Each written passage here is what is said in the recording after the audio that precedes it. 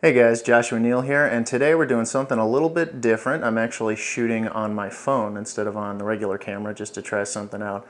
And today, instead of a video lesson, I'm actually taking you on a little tour through the bass that I primarily use when I make these lessons. I get a lot of questions or a lot of comments on my videos saying, hey, what are your settings on your jazz bass? Hey, what kind of bass is that? That thing looks like an off-brand or a jacked-up jazz bass, but it sounds awesome. So in case you've ever been curious about any of the parts that I include, or the parts that I've put in my bass, I just wanted to take you through a quick tour, show you the parts that I have on there. I'll post links to where you can get these parts or just read more about them. So if you said, hey, I really like those pickups, I want to check them out, you can go ahead and take a look, do your research, and maybe pick some up for yourself. So this bass is, it was originally a Fender parts bass that I got off eBay back in like 2005. I had a Warwick Corvette Standard at the time, and I liked it, but I didn't love it, and I had been wanting to switch over to a different kind of bass. I found this bass on eBay, and I ended up liking it, or I found what would become this bass on eBay. I ended up liking it, so I bought it. Can't remember exactly how much it cost me, but when I got it, it became apparent that it was just a bass that somebody had assembled from Fender parts and wasn't a true Fender bass in that sense. So over the years, I've really upgraded it, switched out almost all of the parts, and it's become something that I really, really love. I love the feel, I love the sound. It works for everything. I use it for metal, for blues, I use it for my theater gigs, when I'm teaching, just about anything, and it's really, really been working for me. So again, just a straight up Fender jazz bass, standard scale length, all of that stuff that I got off of eBay. And I've switched out pretty much everything, so I'm going to take you through all of those parts. If we look up top, sorry, a little bit of a shadow there. It is a Warmoth neck that I got. Warmoth is a really cool company. They make aftermarket Fender parts that just kick ass, and I love everything about this neck. I can't remember all of the specs, but the neck is made of Bubinga, which is a really punchy, heavy African hardwood. It's actually what my old Warwick Corvette was made of. And I just really, really liked the feel and the sound of it, so I ended up picking one up. The fingerboard is made out of ebony, which since I went to school for jazz upright bass, if you can believe it, I really like the feel of ebony fingerboards. I just got used to it. It also adds a lot of high-end definition, and it's just a very hard wood, really hard to damage. So I ended up getting that. The frets, I can't remember the exact size. I think they're the nickel, just the medium nickel frets. They're not jumbo or small. They're not the stainless steel or anything like that. Just standard stock frets in there.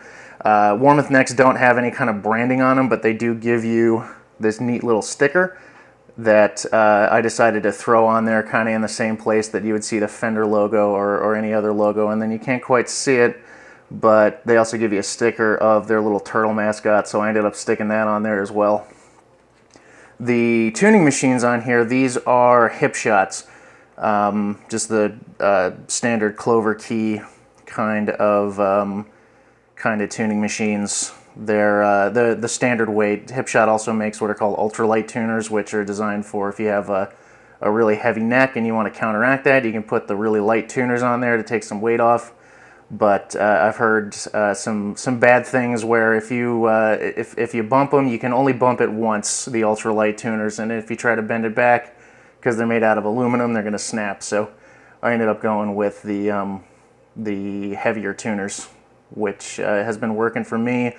They're really smooth. They stay put. I like them a lot. I could get them in black, which was something that I was interested in.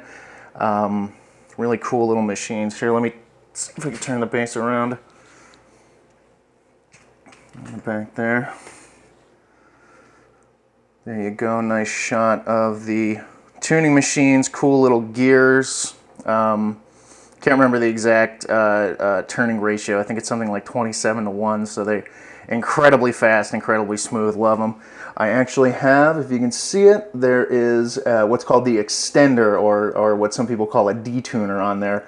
I ended up getting it because I thought I was going to need to be in and out of drop D or drop whatever very, very fast. And it does not come up as much as I thought it would, but the times that it's needed, I'm really, really glad that I have it. You can actually adjust it to drop to anywhere using this little thumb screw right here. And then when you flick the lever, see if I can flick it while it's in the stand. Nope, not happening. Yeah, you can adjust it to any drop pitch you want to adjust it to. So it doesn't have to be drop D. It could be drop C, even drop B. It's going to get a little loose at that point, but it can be done. And yeah, the times that it does come up, I'm very happy that I have it. So if you think you might need to do drop tunings real fast and be in and out of it, highly recommend the Hipshot Extender. Very awesome piece of technology. Flip this back. All right, I got a little Hipshot, another piece of Hipshot hardware. A lot of Hipshot stuff that I use nowadays. This guy right here, this is a 3-string retainer. The way that the strings were breaking across the nut on this neck was not quite working out.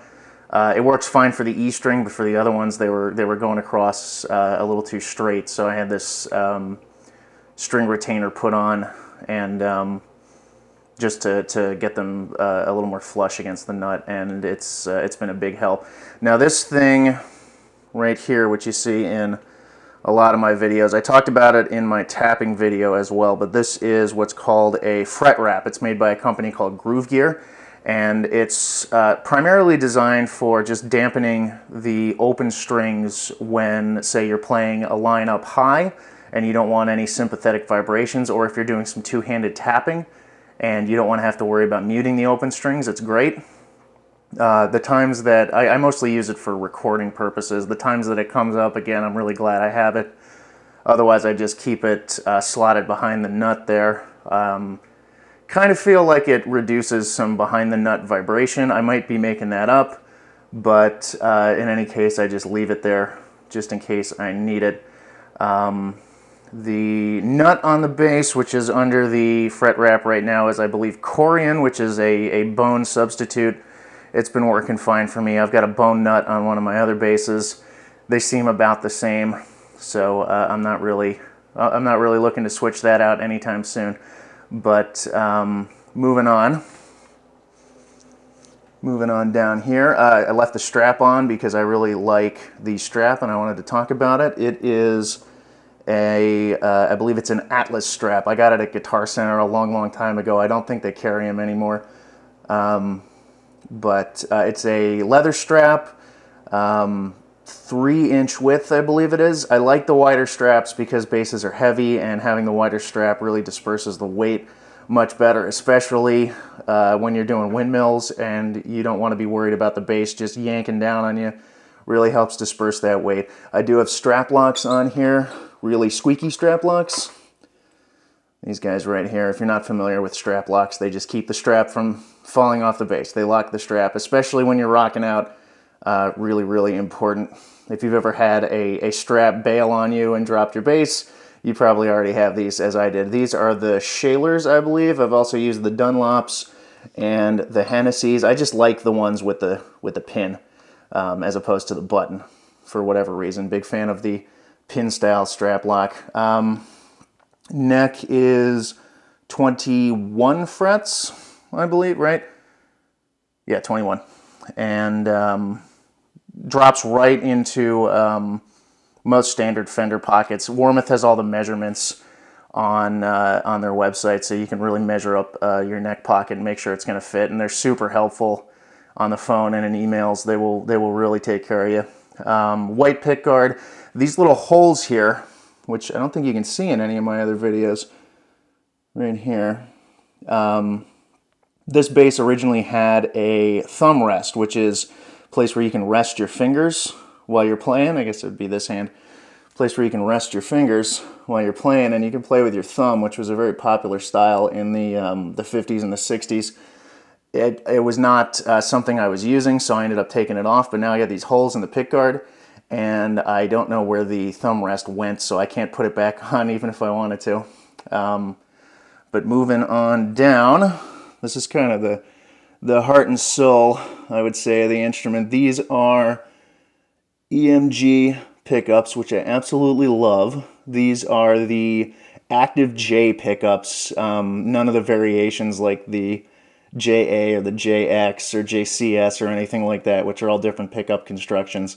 Just stock active jazz pickups. I opened it up recently and found that we actually don't have a preamp in there. The pickups are entirely active. Normally in most pickup configurations, the pickups themselves are passive and there's an active preamp that gives it that boost. But these pickups themselves are just full active. I don't know why they sound so good, but I'm a huge fan of them. I put EMGs in all of my instruments now, if I can help it. So active EMG J pickups, just standard neck and bridge positioning, putting them right in there. Standard tone configuration on these things, or volume configuration, neck volume, bridge volume, master tone. I like the simpler configurations. I have 3-band EQs on one of my other basses. I don't use it very often. I might boost the bass a little bit just to get a little more boom, but I really love the volume tone or the volume tone configurations for just simplicity. And I usually run it all the way up, full neck, full bridge, full tone, just to get that sound out of it. And then the last thing on my bass, which I really wish they still made these because they're fantastic. This is a Leo Quan Badass Bridge. The brand name, you can see it in there, is actually badass. It is a badass bridge. It is a awesome aftermarket Fender replacement bridge. It has to be put on by a pro because the saddles here actually don't come with the slots filed out. You have to get the slots filed out, and I don't know if you can see it on the one slot, but when my tech was putting it in, right around on this one, when my tech was putting it in, he put the slot in the wrong place, and he ended up having to file another one. He said, if it's ever a problem, come back in, we'll get you a new one, we'll switch it out. It hasn't been a problem, so I haven't bothered to switch it out. But it adds a whole lot of extra sustain, punch, attack, whatever you want to call it. They sound fantastic, but for whatever reason, they just do not make these bridges anymore. They seem to just temporarily or permanently discontinue them at will to, I guess, create artificial scarcity and buzz. But you can still find them on eBay, so if you're a big fan of the kind of sound I'm getting out of this, or if you just want to try them out, you can still find them on eBay. As a replacement, since I can't find them anymore, what I tend to put on my other basses or my non-Fender basses are Hipshot bridges, and I will post a link to that so that you can check it out. Also the Babbage Full Contact I hear really good things about as well. So that is about it for my bass. Hipshot tuners, Warmoth neck, EMG pickups, badass bridge. Created one awesome Franken bass, as I call it. And again, I'm going to post links so that you can check out all of these products and possibly get them for yourself, or just to get you started doing research, find all the parts for your bass that are going to make you sound the way you want to sound.